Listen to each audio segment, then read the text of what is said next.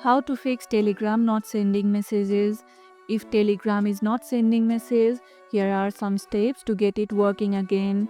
Start by checking your internet connection. If your Wi-Fi or mobile data is not stable, it can prevent messages from sending. Try switching between Wi-Fi and mobile data to see if it helps. Next, make sure your firewall or antivirus software is not blocking the app's connection to the internet. Try clearing the app's cache to fix any temporary issues. On Android, go to Settings, then tap on Apps.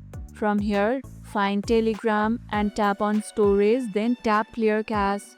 For desktop users, uninstalling and reinstalling the app can help. If you have tried all these steps and Telegram still won't send messages, try logging out and logging back in. This can reset any issues with your account. Let me know in the comments if this fixed your issue.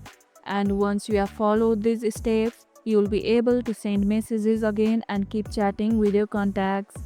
And if this video helped, hit the like button, share it, subscribe and leave a comment. Thanks for watching and I'll see you in the next one.